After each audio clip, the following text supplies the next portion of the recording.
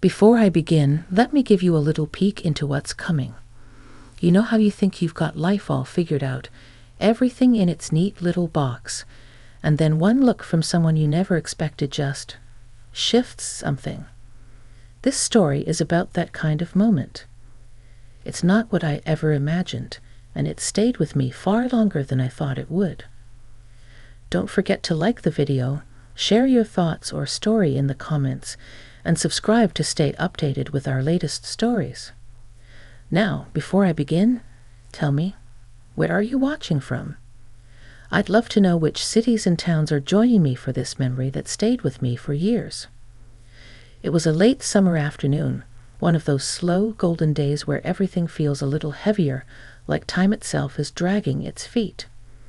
The cicadas buzzed in the trees, and the scent of cut grass lingered in the air like a memory you couldn't quite place.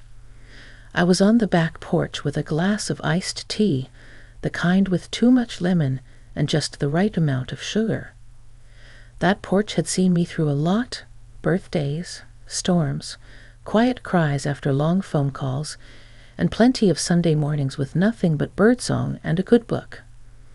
I've lived on this street for over 15 years. The kind of neighborhood where people wave even if they don't really know you, and your mail occasionally ends up 2 doors down. You know the type? It's comfortable, reliable, unchanging in the best and worst ways. The neighbors across the street, the Harrisons, had always been friendly enough. 2 grown kids, one still off at college, the other one, Ethan, had come back home for the summer. I remembered him as a boy, shy and polite, always holding the door for me when I came back from the grocery store. I hadn't seen him in a few years, though, not since he was maybe in his early 20s. That day, as I sat on the porch, Ethan came walking up the street with their golden retriever pulling slightly at the leash. He'd grown taller, broader in the shoulders, but there was something else too. Not just time, but a presence, a quiet confidence that hadn't been there before. He spotted me and smiled, lifting a hand in greeting. I waved back. "Hey, Miss Carter," he called out, walking up to the edge of my yard. "Didn't think I'd see you out here. You always used to sit out on the weekends." I smiled. "I still do. Old habits." He laughed softly and shaded his eyes from the sun. "Mind if I sit for a bit? Duke needs a rest." "Sure," I said, nodding to the empty rocker beside mine, if he doesn't mind sharing his spotlight. Ethan tied the leash to the porch railing, and Duke promptly sprawled out like it was his full-time job. Ethan sat beside me, and for a moment we just listened, to the wind in the trees, to the sound of kids a few houses down riding bikes over sidewalk cracks. "You've been away a while," I said, glancing over. "Yeah," he nodded. "Graduated, worked in the city for a bit. Burned out faster than I thought I would. Thought I'd come home for a while, figure things out." There was something in his tone that was both restless and grounded. I recognized it. It was the same feeling I had after my divorce, when the walls of the house felt both too big and too small all at once. We talked for a long while. Nothing dramatic, just easy conversation. Books, music, how the grocery store had moved the cereal aisle again. The sun dipped lower, and the golden hour softened everything, even the creases around my eyes. Then, just as he was about to leave, he looked at me. Not the way a neighbor does, or even the way a younger man looks at someone older he respects. It was different. Slower. Curious. Almost searching. And I felt it. That shift. That odd flutter in the chest that makes no sense, and yet feels completely real. I didn't say anything, and neither did he. But the air between us had changed. He stood, untied the leash, and smiled. "I'll see you tomorrow, maybe?" "Maybe," I said with a calm I didn't quite feel. As he walked away, something inside me stirred, like the part of you that wakes up after a long, quiet sleep. And I sat there long after the sun had gone, wondering if he'd felt it too. Don't forget to like the video, share your thoughts or story in the comments, and subscribe to stay updated with our latest stories. Now, before I begin, tell me, where are you watching from? I'd love to know which cities and towns are joining me for this memory that stayed with me for years. It was the end of August, just before the season begins to turn. The days were still hot, but the evenings carried a hint of coolness, like the promise of something waiting just beyond the horizon. I was sitting on my back porch, sipping iced tea out of a glass I'd had since the 90s, the one with the little crack in the handle that I refused to throw away. My wind chimes made soft music in the breeze, and for the first time in a long time, everything felt still. I remember thinking how quiet my life had become. Not lonely, exactly, just settled, predictable. The Harrisons lived 3 houses down, a sweet couple I'd known for years. Their son Ethan had been away for college and then work, New York, maybe Chicago. I'd lost track. I remembered him as a lanky teenager who'd mow their lawn in the summer and nod politely when he passed by. He must have been in his mid-20s now. Time moves like that, doesn't it? Suddenly and all at once. That afternoon, I saw him again for the first time in what must have been 3 years. He was walking their golden retriever, Duke, who was older now too, just like the rest of us. But Ethan, well, he wasn't the boy I'd remembered. He'd filled out in that way young men do when they've had their hearts broken and their rent raised. There was a strength in him now, quiet but steady. His hair was longer, just enough to fall over his brow, and his voice, when he called out, "Hey, Miss Carter," had dropped an octave or 2. I smiled. Now, who's calling me miss like I'm 90? He grinned and came up the path. "Sorry. Habit. You still take your tea with lemon?" "I do." He paused. "Mind if I sit a minute? Duke's getting tired." I nodded toward the rocker next to mine. "Long as you don't mind him drooling on my porch." He sat, and we fell into one of those easy conversations that don't need much structure. He told me about his job in the city, how everything felt fast and loud and never still. I told him about the neighborhood gossip. Mrs. Langston's 3rd hip surgery, the teenagers who kept lighting fireworks behind the church. We laughed. Not big belly laughs, but those small worn ones that stay in your chest. It wasn't what he said. It was the way he looked at me, really looked. Not through me, not past me, but at me, like I was a person he wanted to know, not someone who belonged to his parents' generation. I caught myself watching him too closely. It wasn't about attraction, not in the way people usually mean. It was something deeper, a curiosity, a connection, something you can't name but you feel, and once you feel it, you can't unfeel it. When the sun started to dip, he stood and said, "I'll be around a while. Maybe we can talk again." And I just nodded. Maybe. After he left, I sat in the fading light, the air cooling against my arms. The porch creaked softly beneath me, and the crickets had started up their evening chorus. Something had changed. I didn't know what it meant or where it would go. I only knew that for the first time in a long while, I was curious again. Curious about him, about myself, about what might happen next. I didn't see him the next day. Funny how you can spend years not thinking of someone, and then once something shifts, once you feel seen, you start watching for them without even realizing it. I caught myself peeking out the front window more than once, pretending to tidy the blinds or check the mailbox, all the while hoping to see Ethan walking that big golden retriever up the road again. But the day passed quietly. No sign of him. Just the usual.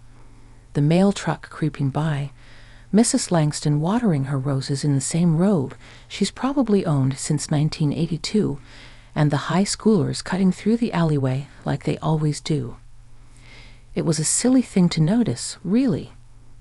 But by evening, I felt a little deflated, like I'd been expecting a second chapter before the first had even finished. Then around 6:30, just as I was finishing up a leftover meatloaf dinner, I heard a soft knock at the front door. Not the loud, impatient kind, a polite knock, almost unsure. I wiped my hands on a dish towel and opened it to find Ethan standing there, holding a paper bag and wearing that same calm smile I'd seen a few days before. "Thought you might like some fresh cornbread," he said. "Mom made too much." I raised an eyebrow, eyeing the bag. "Your mom made too much, huh?" He shrugged. "Okay, I might have made it. She just supervised." I stepped aside, letting the screen door swing open. "Well, I'm not turning down warm bread. You want some tea?" "I'd like that," he said, stepping inside. It was the first time he'd been in my house in years, probably since he was in high school, tagging along with his parents for holiday cookie drop-offs. Now, though, he looked around with quiet interest, not like a visitor, but like someone remembering a place after a long time away. We sat at the kitchen table. I poured the tea, he set out the cornbread, and for a while we just shared space. No rush, no need to fill every silence. That kind of comfort is rare, especially between two people who, by all accounts, shouldn't have much in common. And yet we did. He told me about the job he'd quit, how it hadn't been bad, exactly, just hollow. He said something that stayed with me. I kept waiting to feel like I was where I was supposed to be. But the more I waited, the more I realized I didn't know where that place was. I nodded slowly. I know that feeling. I think a lot of us do. We just stopped talking about it after a certain age. He looked at me then, really looked, and something passed between us, soft and unspoken. Like recognition. Like finding a familiar road in an unfamiliar place. I noticed then how his hands rested on the table. Strong, steady, but not guarded. There was no bravado, no performance, just presence. And I realized how long it had been since I'd shared a moment like this with someone. A real one. No expectations, no rehearsed small talk. Just two people. Listening. After a while, he glanced at the clock and stood up. Didn't mean to stay so long. "You're welcome any time," I said, almost before I meant to. He paused in the doorway, his hand on the frame. "I might take you up on that." And just like that, he was gone again. Back into the dusky evening, the porch light casting a glow on his retreating form. I closed the door slowly, the scent of cornbread still warm in the air. It wasn't romantic, it wasn't dramatic, but it was something. Something new, something gentle. Something I hadn't felt in years, not since before the silence of my empty nest evenings or the quiet of the house after my marriage ended. That night, I sat on the couch, a book open but unread in my lap, and I thought about how easy it is to settle into a life that no longer stirs you, and how powerful it can be when something or someone gently reminds you that you're still alive. The days that followed fell into a quiet rhythm, nothing loud or obvious, just a gentle unfolding. Ethan started coming by more often, sometimes with a cup of coffee in hand, sometimes with a book he thought I might like. We never made plans. He just showed up like he belonged in the in-between spaces of my day. And somehow that felt natural. We'd sit on the porch or at the kitchen table, talk about nothing and everything. He told me about his childhood in the neighborhood, riding bikes past curfew, sneaking candy from the gas station, getting his first heartbreak from a girl 2 blocks over. And I found myself telling him stories I hadn't shared in years. Stories about my first apartment, my mother's laugh, the time I tried to cut my own bangs and ended up hiding from mirrors for a month.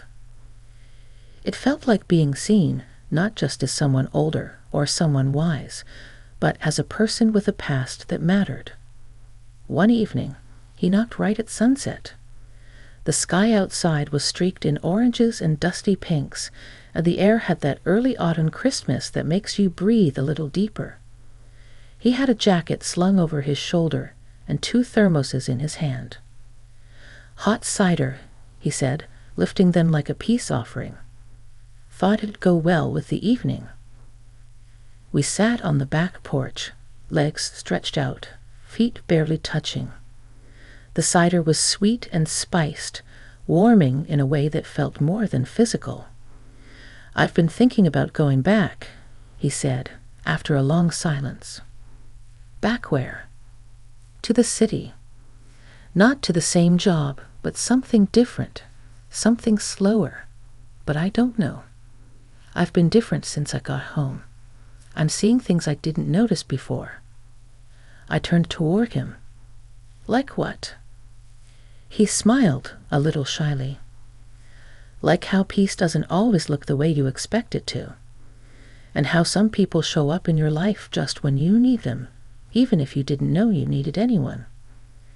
My chest tightened a little, not from discomfort, but from how gently he'd said it.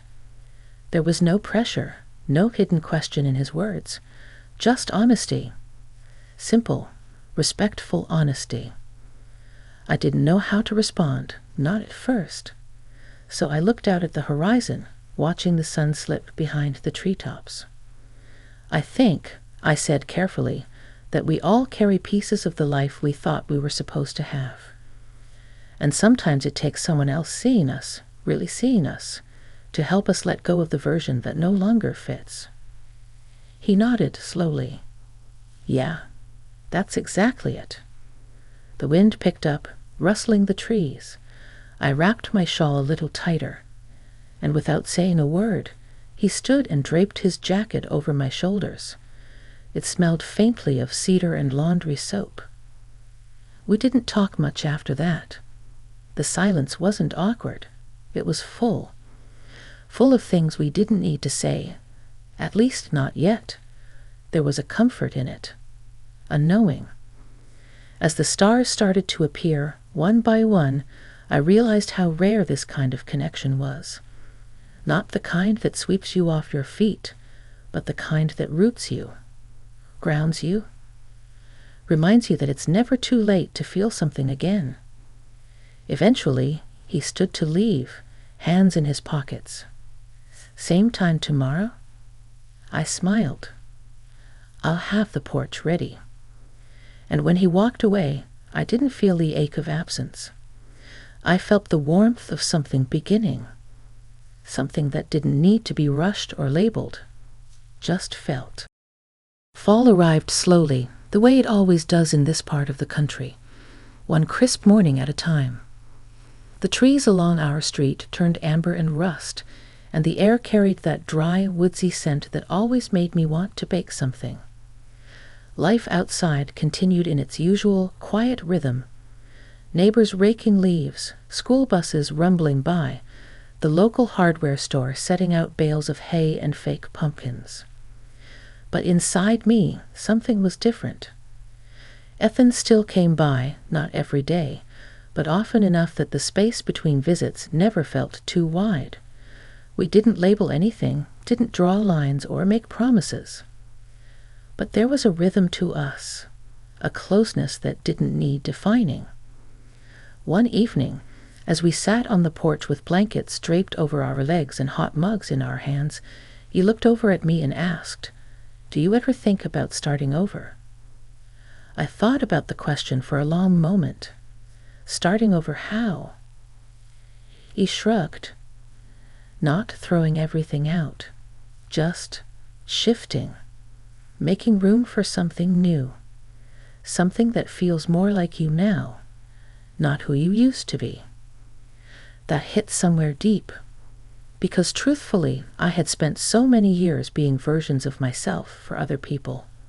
Wife, mother, neighbor, friend, and I'd found comfort in those roles. But now, in this strange, beautiful season of life, I was starting to want something that belonged only to me. I think I used to be afraid of starting over, I said. Now, I think I might be more afraid of standing still. He smiled, and we sat there a while longer, watching the wind carry the leaves across the yard. A few days later, he came to say goodbye. He had found a job, not in the big city this time, but in a nearby town, still close enough to visit. A small design firm with flexible hours and room to grow. He was nervous, but excited. I could see it in the way he spoke, the way his eyes lit up as he described the team, the projects, the future. I think this might be the start of something real, he said, standing in my kitchen, his hand wrapped around a cup of coffee. We both knew he wasn't going to finish. I nodded, smiling through a tightness in my chest. You should go, I said. Really go. See who you become there. He stepped closer, then paused, always thoughtful, always respectful. Can I come back? The question hung in the air like a thread between us. I reached out and touched his arm, steady and sure. You never really left. He smiled then, a soft, honest smile. Not one of those goodbye smiles, just a real one. The kind that says everything without saying too much. And when he finally left that evening, I didn't feel the kind of emptiness I might have expected. I didn't feel abandoned or forgotten. I felt grateful. Grateful for what we shared, for the unexpected connection, for the reminder that I was still capable of opening up, still capable of being seen. He didn't have to stay for the story to matter, and I didn't have to chase it to make it last. Because the truth is, some moments in life are meant to awaken us, not to carry us away. They remind us of who we are when no one's watching, of the softness we still have, of the courage it takes to be vulnerable, even when we think we're past the point of surprises. So I went back to my porch, my tea, my books, my garden. But I wasn't the same woman who'd sat there months before, watching the world move around her. Something had shifted. And I think it always will. Thank you for letting me tell this story with you. If you're still watching, don't forget to like the video, share your thoughts or story in the comments, and subscribe to hear more moments like this. And wherever you are, whatever season of life you're in, I hope you're reminded that it's never too late to be seen and to feel something real again. Let me know if you need the full story compiled, edited for your video script, or if you'd like a title suggestion or thumbnail idea.